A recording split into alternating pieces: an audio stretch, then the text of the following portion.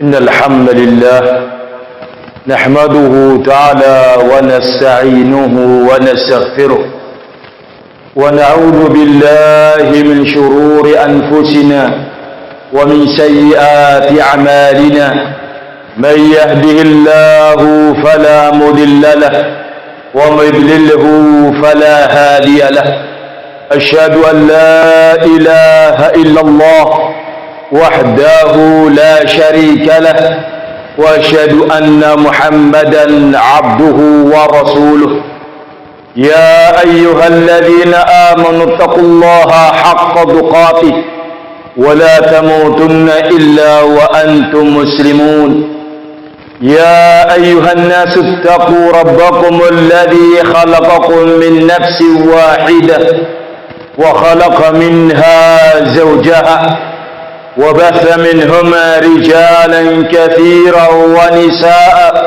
واتقوا الله الذي تساءلون به والأرحام إن الله كان عليكم رقيبا يا أيها الذين آمنوا اتقوا الله وقولوا قولا سديدا يصلح لكم أعمالكم ويغفر لكم ذنوبكم ومن يطع الله ورسوله فقد فاز فوزا عظيما. أما بعد فإن أصدق الحديث كتاب الله وخير الهدي هدي محمد صلى الله عليه وسلم وشر الأمور محدثاتها فإن كل محدثة بدعة وكل بدعة ضلالة وكل ضلالة في النار. Hadirin kaum muslimin rahimani wa rahimakumullahu jami'an. Kita semuanya menginginkan agar negeri kita menjadi negeri yang mendapatkan kebaikan dari Allah Subhanahu wa ta'ala, yang mendapatkan rahmah dari Allah, barakah, ridha dari Allah Subhanahu wa ta'ala, menjadi baldatun thayyibatun wa rabbun ghafur, negeri yang penuh dengan kebaikan dan mendapatkan ampunan serta rahmat dari Allah Subhanahu wa ta'ala. Bagaimana caranya agar kita dengan bangsa kita mendapatkan barakah dari Allah Subhanahu wa ta'ala dan mendapatkan ampunan darinya? Akan kami sedikit sampaikan beberapa ayat, beberapa hadis tentang hal yang tadi kami sampaikan di atas. Kita awali dengan ayat Allah Subhanahu wa ta'ala berfirman, memberitahukan sebuah negeri akan mendapatkan barakah dari Allah ketika mereka beriman dan ketika mereka bertakwa kepada Allah Subhanahu wa ta'ala. Walau anna ahlul qura amanu wattaqau lafatahna alaihim barakatim minas samai wal ard. Kalau seandainya penduduk sebuah negeri mereka mau beriman kepada Allah dan bertakwa kepadanya, maka sungguh akan kami bukakan bagi mereka pintu-pintu barakah dari langit dan dari bumi. Hadirin kaum muslimin, barakah itu bahasa Arab yang memiliki makna khairun katsir, sebuah negeri yang banyak kebaikannya, negeri yang tentram, damai, yang sejahtera, yang penuh dengan nikmat minallahi Subhanahu wa ta'ala. Allah janjikan diberi kedamaian, diberi keamanan, kesejahteraan rakyatnya dengan limpahan rizki minas samai wal ard, dari langit dan dari bumi. Semua rizki dari Allah Azza wa Jal, yang dari langit berupa air yang semua makhluk hidup membutuhkannya, dan barakah dari bumi, berbagai macam yang Allah berikan kepada kita, baik itu tanaman, buah-buahan, apapun yang lain. Tetapi ingat ya kaum muslimin, negeri tersebut harus melengkapi syaratnya agar bisa mendapatkan janji Allah Azza wa Jal. Dan kita yakin innallaha la yukhliful bi'ad, Allah tidak akan menyelisihi janjinya. Apa saja kata kaum muslimin syaratnya disebutkan dalam ayat ini dua. Amanu, mereka beriman, wattaqau, dan mereka bertakwa. Dua kalimat ini kaum muslimin ketika dikumpulkan menjadi satu seperti pada ayat ini, beriman dan bertakwa, maka iman itu kaitannya dengan salahul qalbi, benarnya i'tiqad mereka, benarnya akidah mereka, benarnya keyakinannya mereka dalam hal ini bertauhid kepada Allah, menerima segala syariatnya dan tidak menentang, berkata dengan qulub. Yang kedua, wattaqau, takwa dalam hal ini adalah amal zahir, amalan zahir, menjalankan perintah Allah dan meninggalkan larangan-larangannya.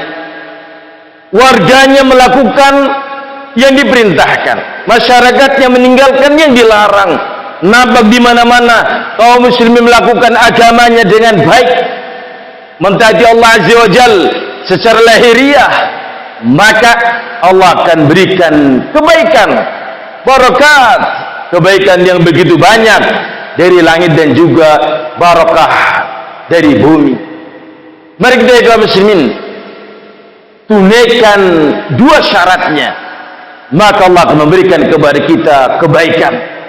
Negeri yang baik, negeri yang aman, negeri yang sejahtera, negeri yang diberi oleh Allah Azza wa Jalla pemimpin-pemimpin yang saleh, yang adil, yang dicintai oleh rakyatnya, dan akan diberi oleh Allah Azza wa Jalla rakyat yang taat, rakyat yang saleh, sehingga negeri tersebut menjadi negeri yang baik, segala sisinya baik. Hadirin kaum muslimin rahimani wa rahimakumullahu jami'an. Nabi kita Rasulullah Muhammad SAW dalam hadits Irbad bin Sariyah, ketika beliau menasihati para sahabat dengan nasihat yang mengena, wa'adana Rasulullah SAW wa'idatan wajlat minhal qulub wa dharfat minhal uyun. Nabi berkhutbah di hadapan para sahabatnya dengan nasihat yang sangat mengena, sampai hati kami bergetar mendengarkannya, sampai mata-mata kami pun berlinangan. Faqulna ya Rasulullah, ka'annaha ma'idatun wadi'un fa'usina. Ya Rasulullah, seakan-akan ini adalah nasihat perpisahan, seakan ini adalah nasihat seorang akan yang meninggalkan kami. Dan para sahabat tahu bahwa Nabi kita adalah manusia biasa. Pada saatnya nanti Allah akan memanggilnya, akan merasakan al-maut, kullu nafsin dha'iqatul maut. Nabi kita termasuk dari mereka yang akan merasakan kematian. Fausina, berikan kepada kami wasiat, apa yang terbaik bagi kami kalau engkau sudah tidak di tengah-tengah kami, kalau engkau tidak ada di tengah-tengah kami, atau bagi umat seperti kita di mana Nabi sudah tidak ada. Berikan wasiat kepada kami. Lihat dari kaum muslimin, wasiatnya sekian banyak. Di antaranya berkaitan dengan permasalahan yang sedang kita angkat. Nabi mengatakan, usikum bittaqwallah was-sam'i wat-ta'at wa in ta'ammara 'alaikum 'abdun habasyi. Aku wasiatkan kepada kalian, ini sebuah wasiat, sesuatu yang agung, yang kalau kita terapkan akan memberikan barakah bagi kita.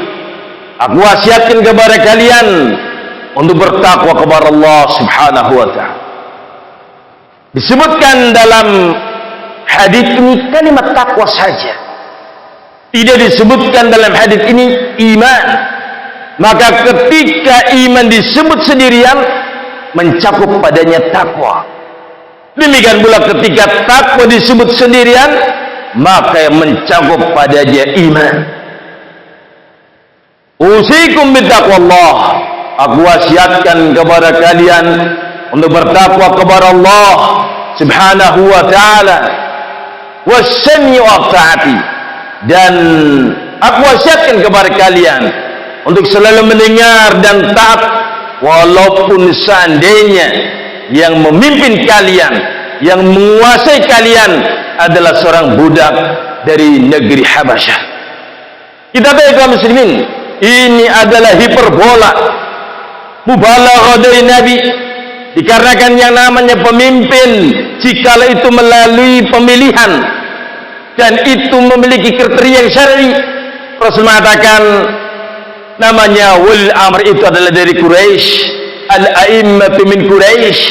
Seandainya ada kriterianya ada pada dia, maka keimaman itu adalah dari Quraisy.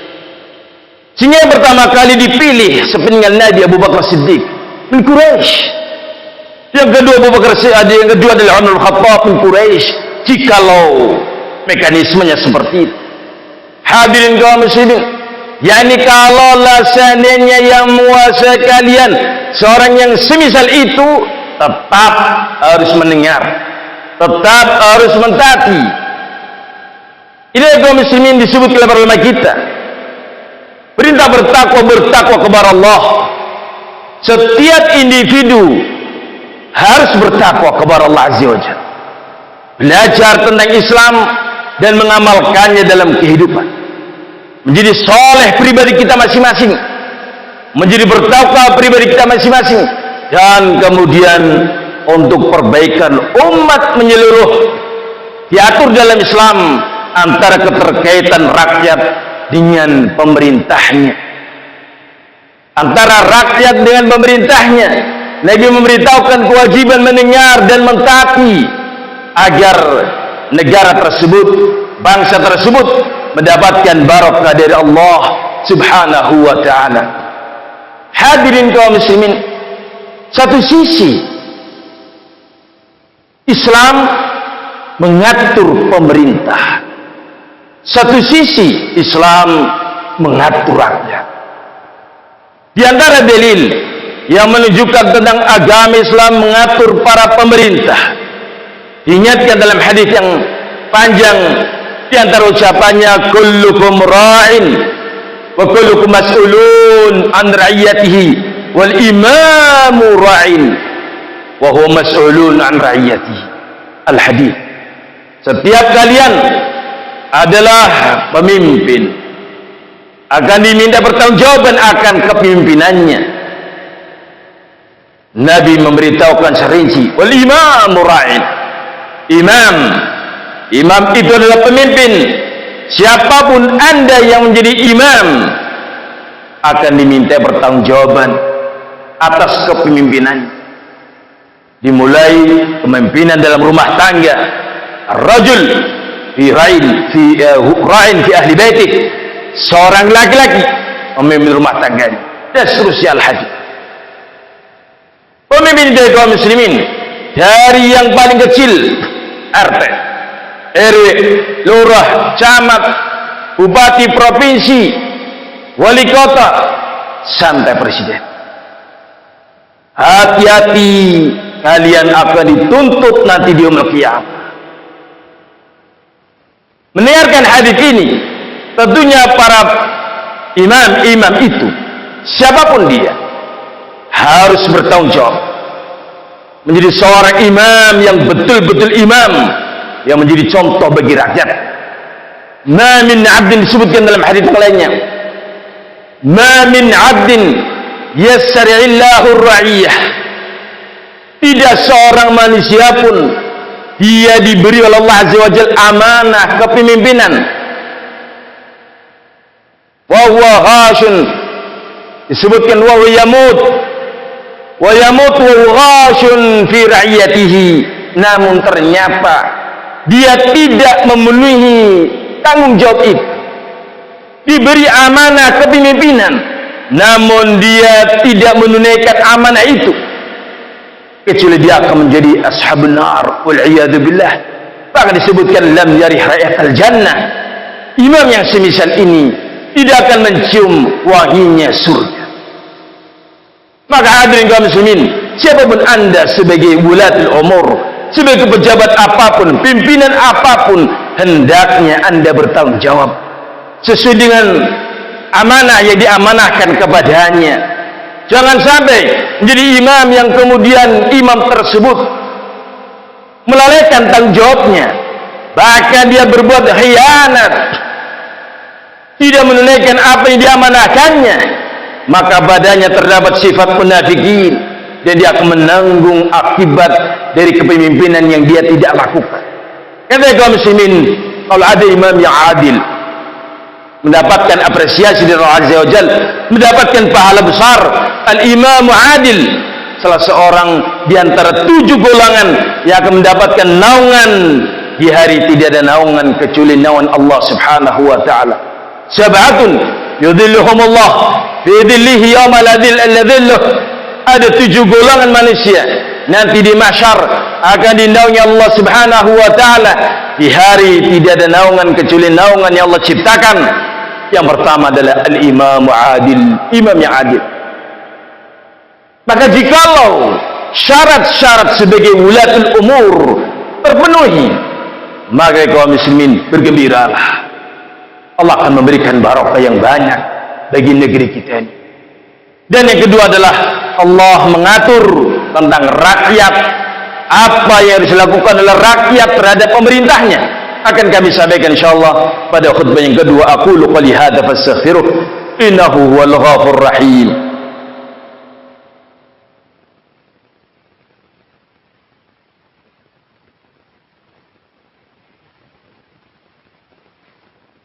Alhamdulillah wassalatu wassalamu ala rasulillah wa ala alihi wa ashabihi wa man tabi'ahum bi ihsanin ila yaumiddin, amma ba'd. Hadirin kaum muslimin rahimani wa rahimakumullahu jami'an. Sebagaimana telah kami sampaikan tadi, wasiatnya Nabi sallallahu alaihi wasallam kepada kita untuk mendengar dan mentaati perintah dari waliul amr, walaupun dia adalah seorang pemimpin dari budak sahaya, dari Ethiopia, dari Habasyah. Yang menjadi tolak ukur di sini adalah orang tersebut pemerintah yang memegang tampuk kekuasaan, yang memegang kekuasaan yang nyata. Itulah yang harus diimani, itulah yang harus ditaati. Bukan pemimpin-pemimpin jamaah yang dibaiat oleh manusia sekelompok orang, tetapi pemerintah yang zahir, penguasa yang nyata, bukan penguasa-penguasa bawah tanah, bukan penguasa-penguasa hanya dalam impian, tetapi penguasa yang nampak, yang memegang tampuk kekuasaan, walaupun dia adalah seorang bujadil atraf, hidungnya pesek, 2 tangannya cacat, 2 kakinya juga cacat, tetapi karena tampuk kepemerintahan ada pada dia, maka dialah ulatul umur kita, pemerintah kita. Hadirin kaum muslimin jami'an, kewajiban rakyat adalah mentaatinya. Kalau pemerintah itu adil, kalau pemerintah itu bertakwa, sangat mudah bagi kita mentaati. Sangat mudah dan sangat menggembirakan. Itu yang kita inginkan. Adi bin Hatim at-Ta'i di waktu itu bertanya langsung kepada Nabi, "Ya Rasulullah, lasna nas'aluka an ta'ati man ittaqa." Wahai Rasulullah, kami tidak bertanya kepadamu tentang mentaati pemerintah yang bertakwa. Itu hal yang menggembirakan. Fadilah min Allah, ketika kita mendapati pemerintah kita sosok orang yang mencintai kita dan kita mencintainya, sosok orang yang ahli ibadah, yang saleh, yang adil, kita mentaatinya tanpa merasa berat. Itu satu hal yang wajib bagi kita. Walakin wa baqara syarr, akan tetapi wahai Rasulullah, kami tanyakan kepadamu tentang pemerintah yang kemudian disebutkan oleh Adi bin Hatim at-Ta'i, keburukan, kejelekan, kemungkaran, kemaksiatan, pemerintah yang kejam, yang bengis, yang tidak adil, yang semena-mena, yang mereka mendahulukan diri mereka daripada rakyat. Bagaimana ini wahai Rasulullah? Tetap Rasul menasihati, tetap Rasul menasihati untuk bertakwa kepada Allah Azza wa Jalla, dan untuk tetap isma wati', mendengarlah engkau taatlah engkau pada pemerintahmu. Wa in daraba dhahrak aw akhadha ma'ak. Walaupun memukul punggungmu, walaupun merampas hartamu. Hadirin kaum muslimin, menghadapi penguasa yang zalim, ini adalah problem besar. Ini adalah masalah besar yang kebanyakan orang tidak bersabar. Nabi membimbing kepada kita ya kaum muslimin, ketika pemerintah kita zalim, pemerintah kita mendahulukan diri mereka daripada rakyatnya, tidak berbuat adil, semena-mena, tetap mendengar dan mentaati, karena itu lebih maslahat daripada terjadi pertempuran, daripada terjadi darah kaum muslimin tercucur. Dulu Nabi sallallahu alaihi wasallam beberapa riwayat diusulkan kepada Rasulullah untuk memberontak. Nabi di waktu itu menyatakan dalam beberapa redaksi, "Sayati alaikum zamanun umara'un ta'rifuna wa tunkirunahu." Akan datang satu zaman nanti adanya pemerintah-pemerintah yang kalian kenal, namun kalian mengingkari perbuatan-perbuatannya. Ada perbuatan maksiat, dosa, kemungkaran, kezaliman, dan yang lain. Disebutkan dalam hadis yang lainnya, bahkan qulubuhum qulubu syayatin fi jithmanil insi, hati mereka hati syaitan di tubuh manusia, casingnya manusia, hatinya hati syaitan, yakni sukanya dengan sesuatu yang maksiat dan mungkar, kezaliman, kebiadaban, kesemena-menaan, dan sabar kata yang syarr. Dalam beberapa ayat tersebut Nabi diusulkan kepada beliau, afala nuqatiluhum bisuyufina, bolehkah kalau kami menjumpai pemerintah yang sudah seperti itu, bolehkah bagi kami mengangkat senjata menyerang mereka? Rasul dalam semuanya jawaban mengatakan, la ma aqamu fikum as-salat, tidak, jangan selama mereka masih menegakkan salat. Yang menjadi tolak ukur adalah ibadah salat, karena ketika orang itu masih menjalankan salat maka dia muslim. Hadirin kaum muslimin, dan beberapa riwayat yang lainnya, tetapi karena ini adalah khutbah Jumat yang waktunya sangat mepet, tidak bisa kami sampaikan sekian banyak adillah tentang hal ini. Yang kesimpulannya ya kaum muslimin, mari kita dalam berbangsa dan bernegara, takarannya adalah Islam, takarannya adalah Al-Quran wa Sunnah.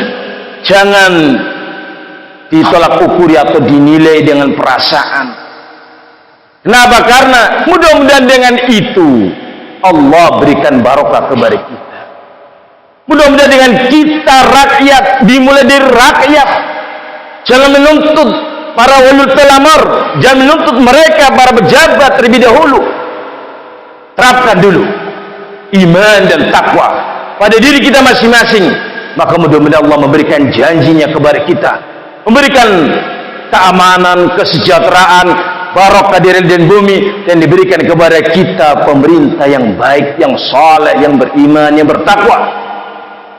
Jangan sampai kita na'udzubillahi min dzalik melanggar aturan syariat dengan menggunjing mereka, menghina, mencela mereka, bahkan memberontak kepada mereka, akan dihukum oleh Allah Azza wa Jalla. Semakin jelek negeri ini, semakin mungkar negeri ini. Na'udzubillahi min dzalik.